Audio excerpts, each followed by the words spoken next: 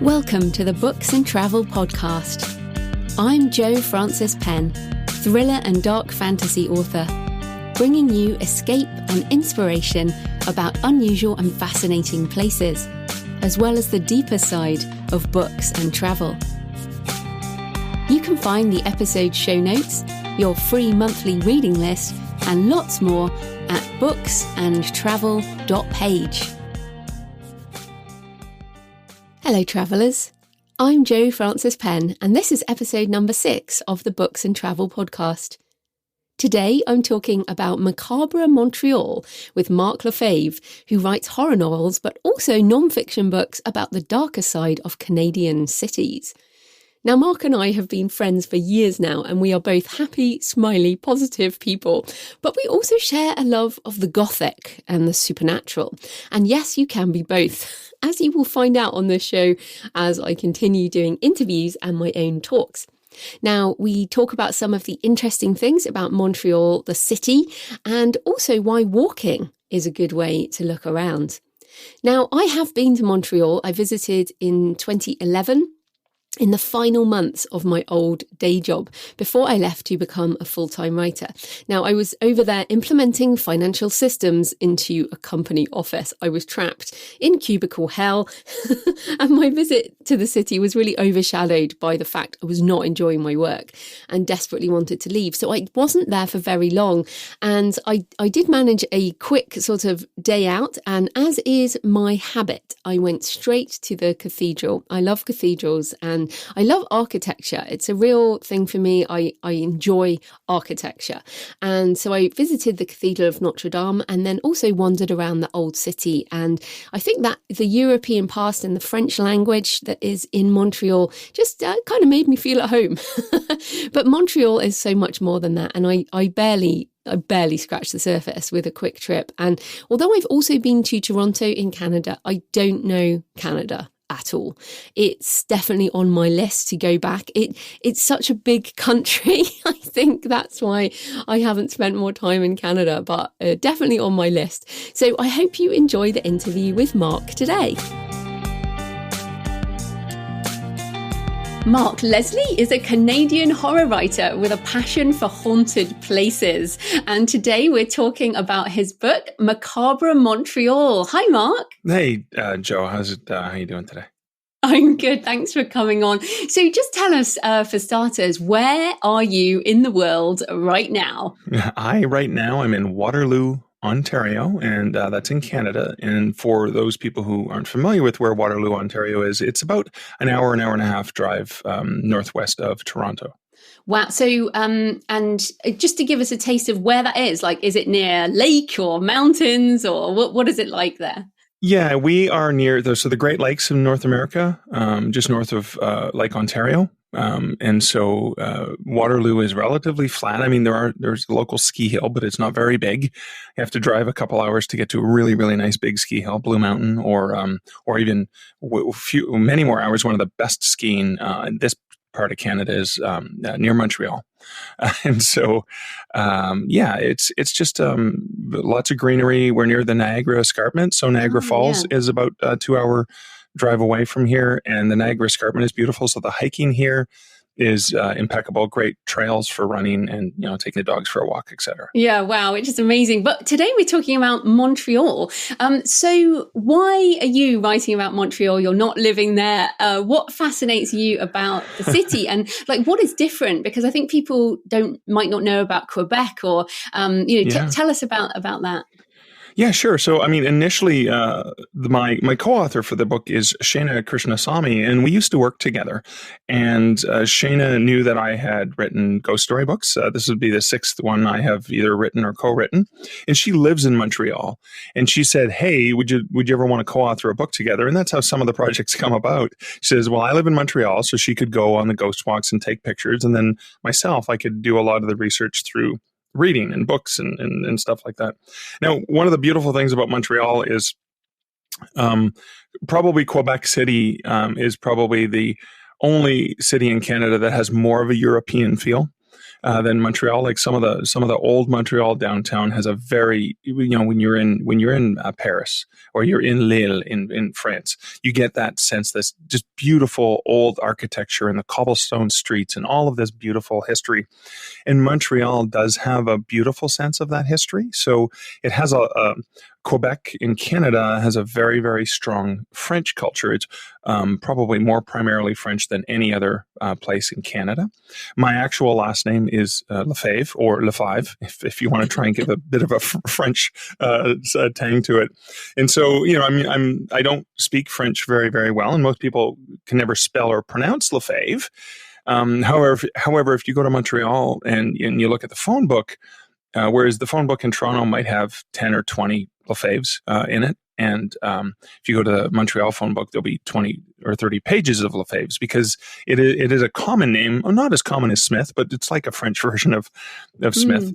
And but Montreal, I think, has such a rich culture and history, and again, a lot of French, and again, a lot of the formation of Canada is embedded in this, because Montreal is right on the St. Lawrence Seaway. So it's right on the St. Lawrence. So thinking about the main commerce routes, especially trading coming in from Europe and travelers and explorers. So there's just such a fascinating history to dig into, and that, for a ghost story, is the best type of ghost story when you can rely on the history.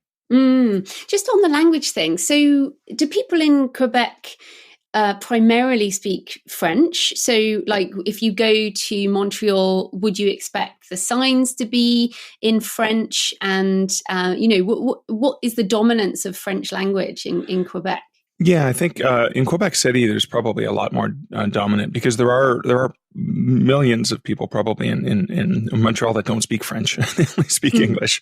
It is very multicultural, but French is very, very dominant. And so, I mean, the last time I had spent some time in Montreal, I was working there on a contract for a week, and I was in a very highly concentrated neighborhood at the Université de Montréal, University of Montreal, and I was training people on this technology that didn't speak English.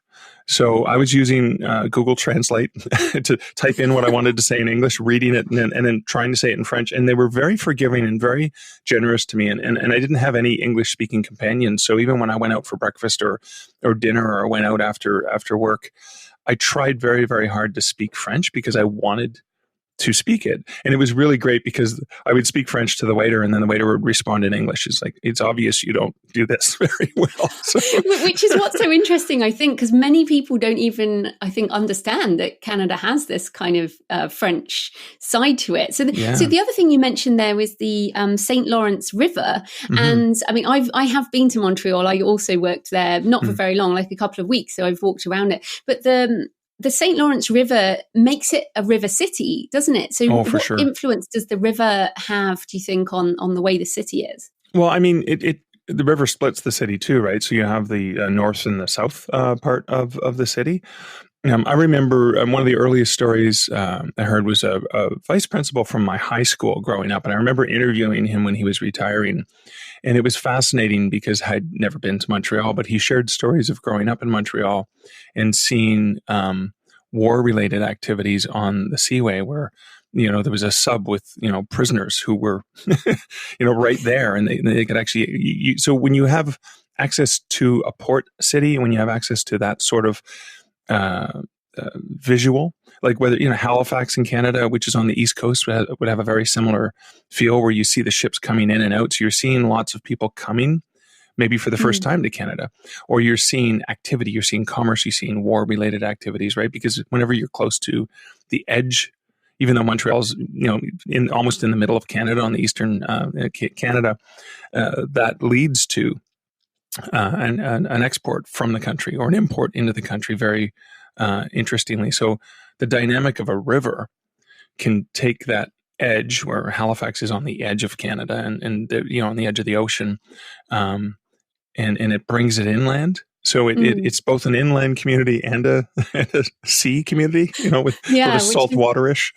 Yeah, which is amazing. And I always love river cities. I think they have a certain feel. But just coming back to the French influence, so I've Yeah. certainly been to the Notre Dame Cathedral. I always think, if you want to see something a bit macabre and a bit bloody, go to the local Catholic Oh, for sure. church. For sure. So I've been in there, although it's actually, I think it's 19th century. It's not super old, that No. cathedral. But what are some of if people want to see into the history, the French influence, of course, the British killed people as well. And Yes. the British always go around killing people. But where might people visit to sort of see that French history? Well, I think, one of the best ways to see some of the French history is the cemetery. Mount Royal Cemetery is this spectacularly huge metropolis of a cemetery. And what I found fascinating is I expected to see a lot of French names. But then I found like there was a Chinese section, like it's almost like a Chinatown sort of in the cemetery. And then there was an Italian section, and then there was a Polish section. And so there's this amazing cultural dichotomy in the cemetery that we found. And Liz and I, when we were there this past fall in October, we were there exploring, and I think we spent 3 hours exploring the cemetery and just finding all of the different sections. There's a huge Jewish population from Montreal as well. So for me, the cemetery for sure. But then you look at, there's the old Montreal downtown, where you get a really great feel for some of the history and some of the legacy. But what I really like about it is, I mean, it's such a large city. It's the second largest city in Canada. So it has this really great sense. What you get in most really large cities is you have the expansion of the city in the downtown, but then when you get into certain neighborhoods, you get this amazing flair of the local history and the local culture, and every neighborhood has its own uniqueness to it that could almost be in almost any city, except for the fact that there's a predominant French population. And even though Canada is an officially bilingual country, Quebec and Montreal would be a place where you actually see bilingual signs. See stop arrête rather than just arrête or just stop. And in many places in Quebec, you don't see stop, you just see arrête. So where you don't get as much of that. Like in Ontario, where I live, there's certain communities such as Sudbury, where I grew up, that does have a higher prominence of French people. But Toronto, not as much, right? Toronto's a lot more multicultural in nature, so it's harder to find somebody who actually speaks French. So just back on that cemetery. So of course I love, both of us enjoy cemeteries, and I've been to a lot in France. Obviously Père Lachaise in Paris would be a famous cemetery where there were more the European style of mausoleums, which I think, like little houses almost, where the dead are placed. So is that the sense of Mount Royal? Has it got kind of the European mausoleum idea? Has it got some beautiful sculptures? What's so cool about it? It's gorgeous. Yeah, the mausoleums alone are evidence. And so Liz, my partner, and I, when we were up there, she's the one who pointed out, she said, it's amazing how, people live beyond life the way they lived. So you can imagine that maybe they lived in a giant mansion in a certain rich neighborhood in Montreal, and now they're in the rich neighborhood. The graveyard. where you look at it and you think, wow, these dead people are sleeping, their bodies are resting in a place that's probably nicer than a lot of people live in right now who are alive. I mean, it's amazing. I love rituals around death, and I love the way that we treat them, like how we go visit dead people and how we respect their lives and how we honor them. But these these are expensive. Like they look gorgeous. It's like, I could live here. This is so nice. And again, there's just neighborhoods, sprawling neighborhoods of these. It's almost like when you go to a certain city and you wonder, well, how can somebody afford a house this big? And you're thinking, well, I know what a tombstone costs, when you're having buried family members. I know what it costs just for a standard tombstone. I can't imagine what a sculpture like this would cost. Yeah. We better start saving up now, Mark, for post-life sculptures. Yeah, no kidding. Yeah. But So talking about the darker side, so you as you said, you've written 6 ghostly haunted place books and ghost tours. I mean, I live in Bath in the UK, as you know, and there are ghost tours here. They're popular throughout the world. And I thought before we get into the detail, like, what do you think draws people? So people arrive in a new city and they go on a ghost tour of the city, which is, you know, some people would find that a little macabre, as we said. Right. So what does it add to an experience of a place to go on a sort of a ghost tour? Well, I think it goes back to the reason why I enjoy writing these books, because regardless of whether or not people believe in ghosts or they believe in life after death or what they believe, regardless of even their religion or whatever, there's an opportunity with ghosts that people want to talk about it because it's the unknown and everyone loves talking about the unknown. Now, for myself, I was never good at history. The way history had been taught to me in school, it was the most boring subject I can ever imagine. And you know, you get the old tropes there. You say, well, why is this important? It happened 100 years ago. How does it affect me today? And I never had teachers that were able to drive it home. The very first ghost walk I went on was in our nation's capital in Ottawa. And I remember going on the ghost walk because we thought, yeah, this would be interesting. I'd love to hear some ghost stories. And that's when I made the connection between history and ghosts, because they were dressed in, you know, in the Victorian sort of robes, and they had an old lantern, and it felt like you were walking back in history, and they explained so much about the people and the places. And you realize all of a sudden that the history of that city comes alive when you start to talk about the people who walked here before us, the people who built the things, the people who lived and dreamed and died. And of course, that's what leads to the stories of the hauntings and the ghosts. So I think when I go to a city, I think one of the most fascinating ways to learn about the city is not just walking through neighborhoods, but it's actually, if there's a local ghost walk, you're usually going to get an amazing flavor for history. And again, you can't tell a good ghost story without digging into some of that rich history. And in every single book I've written, you know, Macabre Montreal included, I learned so much more about the city than I thought. I thought I initially knew stuff about the city, but then when you start digging into the past, you went, wow, that's fascinating. I didn't know that about Montreal, or I didn't know that about Ottawa or one of the other cities. And that to me is where the ghost stories come in really, really handy. And it's also, I think the other thing is, because people love to talk about it, word of mouth travels really, really fast. You know, you're at a restaurant afterwards and you're raving to the waiter or the waitress about the tour you were just on, and then they tell other people, right? So there's this great opportunity to for that to spread in an analog viral way. Yeah, I know what you mean, and I like that you're saying it kind of brings history alive, and with story, it's not just a historical thing. It kind of brings it alive with a character, because often you're talking about someone who might have been murdered, or you know, I was interested in the mob chapter, sort of mob violence. That I was quite unexpected to kind of read about. Like, you think about Chicago and the mob, but no, everywhere Montreal has a mob. But I am interested in your thoughts on ghosts, because again, you and I both write darker things, and I think I feel ghosts are like an imprint on the environment that has come from some kind of traumatic event. I don't know how maybe we have a sense that some people have a sense where you pick up on something historically nasty almost. I don't believe in ghosts. So I wonder, like, what, after all these books, what are your thoughts on ghosts? I believe it all and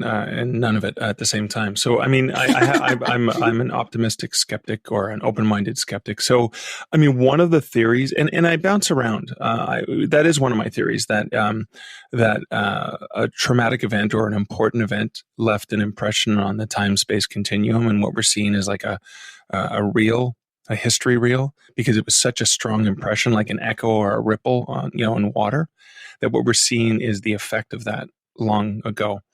But then, of course, then there's also the interactive, and that would be a non-interactive ghost that just kind of goes through the ritual and you just see it again and again and again and again.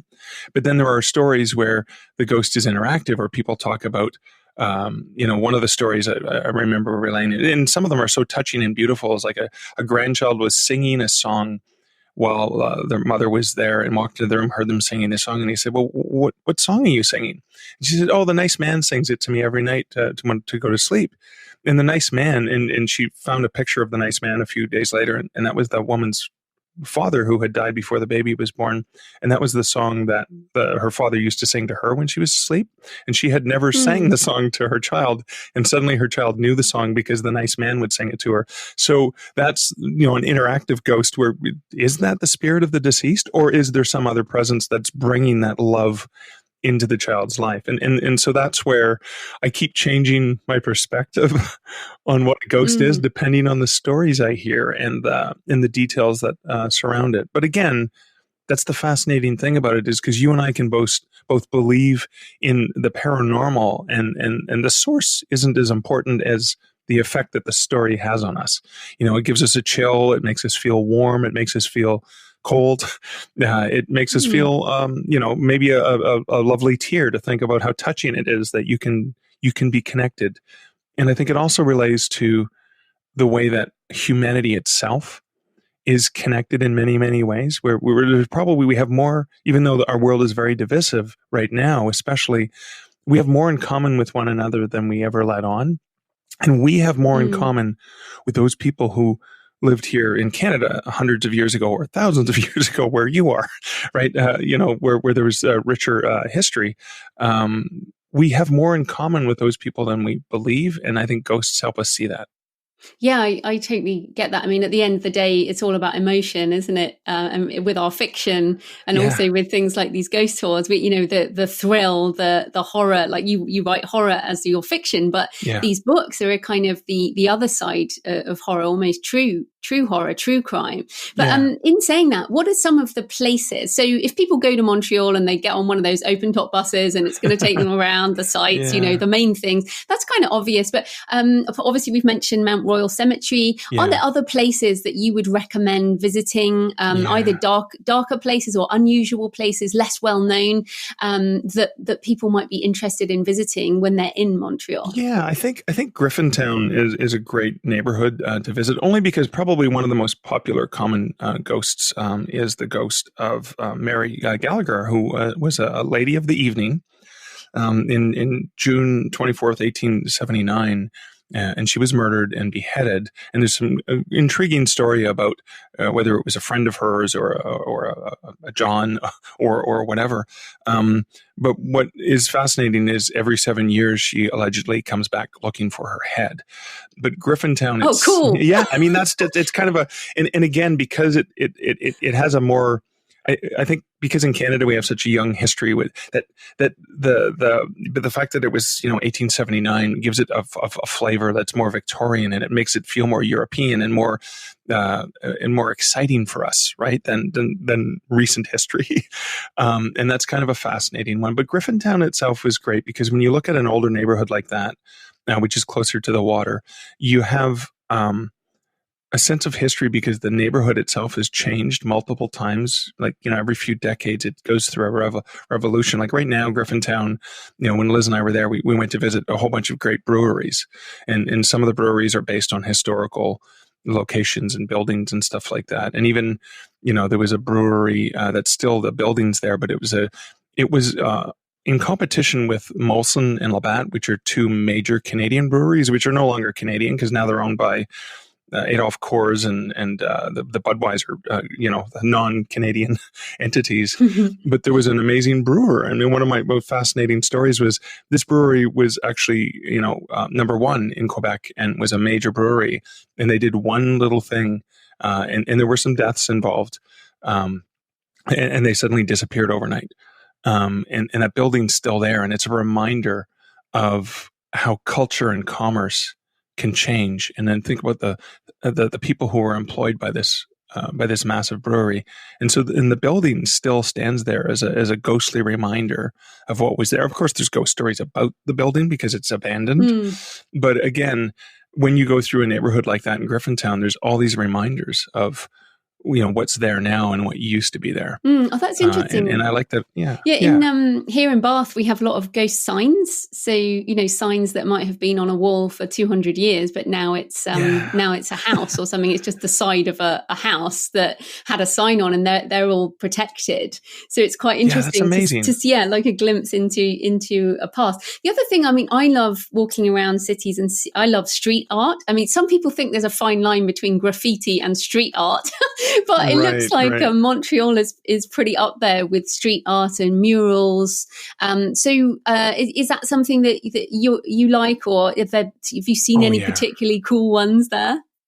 Yeah, there's some great ones because Montreal also has a rich history of writers, and Mordecai Richler is probably one of Canada's well-known modern classic writers.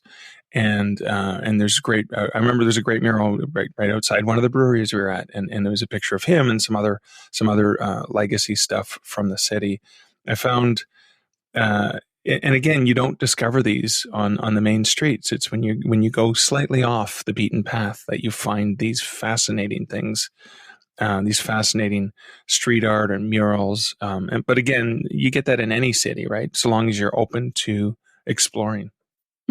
Absolutely. Yeah. And I love the pictures of those things. I often take pictures of street art and things when I'm going. Now, you talked about a brewery there, and I think very importantly, eating and drinking are always important when we travel. So what should we eat or drink? And even if it's just try it because you're there when in Montreal.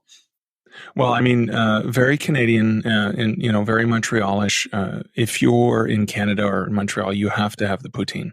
And poutine is French fries with cheese curds and hot gravy poured onto it. And so the gravy melts the cheese curds into it. Now, I know poutine is expanded beyond, standard, but the best poutine comes from Montreal usually. It does sound like you should only eat that when you have been drinking something else. Well, it really, really helps. And getting poutine at one of the breweries is amazing. And the other thing I think, when I'm in Montreal, I have to go to a deli and get a smoked meat sandwich, maybe even on a Montreal style bagel as opposed to a New York style bagel. So they're a chewier type of bagel, and it comes from the Jewish heritage from Montreal. So going to a Montreal deli and getting a Reuben or some sort of brilliantly delicious smoked meat sandwich is a must.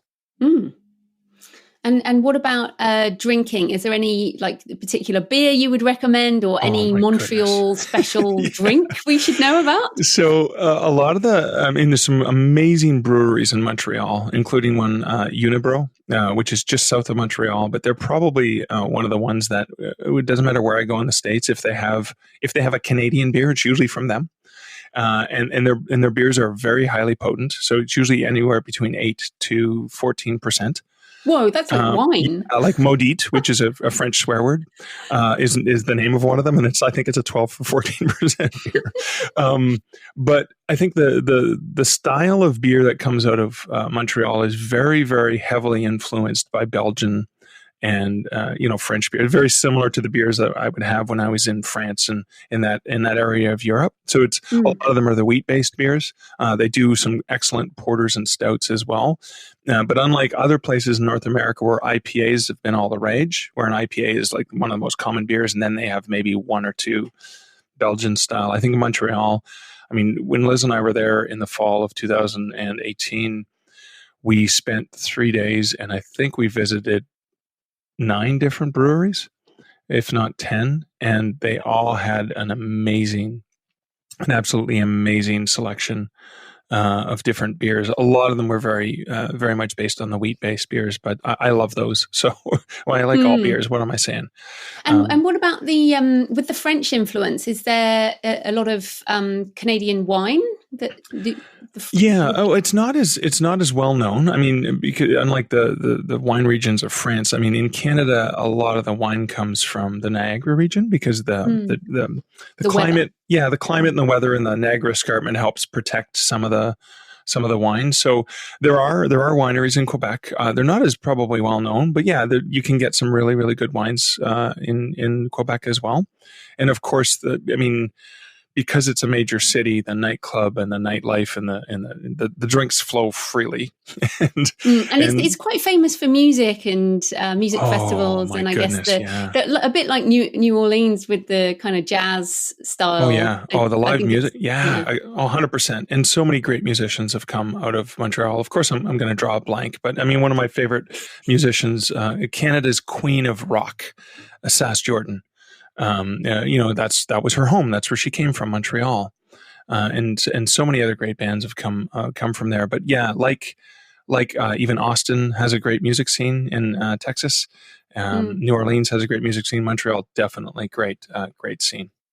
Yeah, I do think. I mean, I've only been to Toronto and Montreal, and I definitely felt very European and very, I guess, more relaxed in Montreal, because Toronto feels like a real working city. You're right. Yeah. Whereas Montreal, I just felt okay. Yeah, it's a bit more relaxed here, which was quite interesting. But give us up to three books that you would recommend to give people a flavor of Montreal, apart from obviously your own, Macabre Montreal. What else would you recommend? So the one that sticks out with me is a Canadian classic called The Apprenticeship of Duddy Kravitz. And I believe it may have been made into a movie with Richard Dreyfuss when he was younger. And it's by Mordecai Richler, or Rickler, depending on how you want to pronounce it.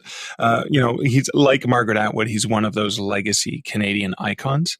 And it gives you such an amazing sense of neighborhood of this young Jewish boy growing up in Montreal. And you get a feeling like you're walking down the streets with him, and it's a coming of age story as he's growing up and learning about the world. And so it's this beautiful universal story. So that's Mordecai Richler, The Apprenticeship of Duddy Kravitz. The book is fantastic. The movie's pretty good as well. I'm pretty sure Richard Dreyfuss is in it.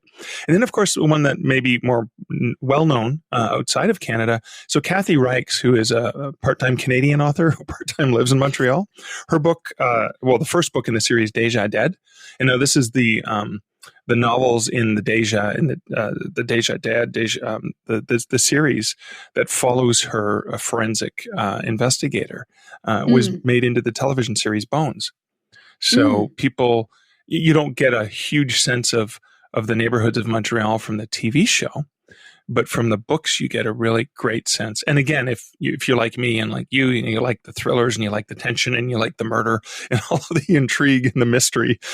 So you're saying Deja Dead was written about Montreal? Yeah. That's where. Oh, I didn't know. Yeah, that's so again, you get some flavor from Montreal in those books. Not as rich as the neighborhoods, like the more historic 50s, 60s neighborhoods from Mordecai Richler.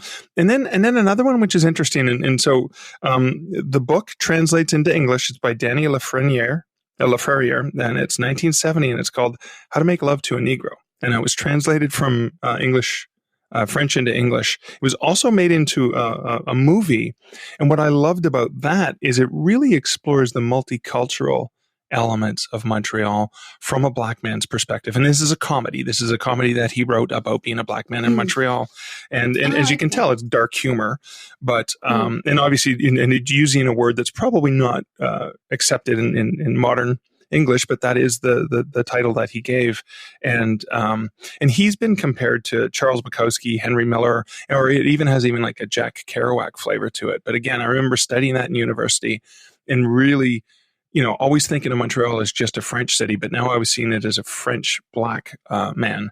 And that was fascinating. So those are three different perspectives of different neighborhoods. Yeah, wow, those are awesome. Yeah. Those are really different perspectives. Thank you for those. That's amazing. All great novels, and I highly recommend them. Yeah, fantastic. Okay, so obviously people listening to this love to travel, and I know you travel a lot. So I want to just ask a sort of broader question. Why do you travel, and what does travel bring to your writing and your life?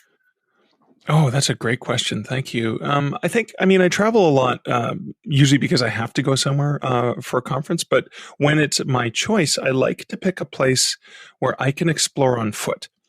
And there's a great book, and I can't remember the Canadian author, but it was a book on walking and the importance of walking. And I go back and I read Henry David Thoreau's essay on walking and the importance of sauntering. Like, I want to be a saunterer. It's the flaneur, the wanderer. Yeah, flaneur, exactly. And so what I love about this, and even if in a city, I know I've read some great novels based in Brooklyn. And so when we've gone to New York, what Liz and I very specifically do is we walk through neighborhoods. San Diego as well. You can actually walk from the airport downtown. It's beautiful. When you can walk from the airport to a city core, I think that's the most richest experience you can have to really see the city. You can do it in LA as well. You're not downtown at the airport, but so I think I love that because you really get a wonderful sense of the people rather than just like whizzing through in a taxi or whizzing by in a car or on a bus, because you stop and you interact with people and you connect with people. And that's one of the things I love most about traveling is the universality of when you connect with other human beings in their neighborhoods. There can be feelings of welcome. There can be feelings of pride. There can be because usually when they know that you're not from there, they want to share something with you about what makes their area special, what makes this special. I love traveling. I prefer not to go to a chain restaurant, for example. I'd rather find a mom and pop. And I think we get that in our craft beer explorations, because when you're doing craft beer, it is made right there on the spot.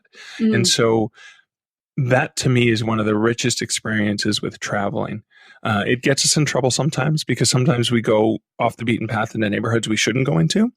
But again, that gives us the real sense of the world and the real sense of what's going on, as opposed to that either that prejudice or that perspective we have. Perfect example would be my first visit to Oklahoma City in December, and I had this impression that Oklahoma City was going to be. I knew it was going to be friendly because it's the deep South, or it has the deep South feel. But I didn't realize how friendly it was going to be. It felt like I was in a small Canadian city or a small Canadian town, and it was just amazing. The culture, I was not expecting the richness of culture, and I think when you go to a city, I love to challenge myself and think about what I thought it was going to be like, and then compare that to what I actually experienced by being right in there. That to me is the pure pleasure of travel. Now, of course, as a writer, and I know you do this as well, I'm walking down the street and sometimes I'm walking with one of my characters.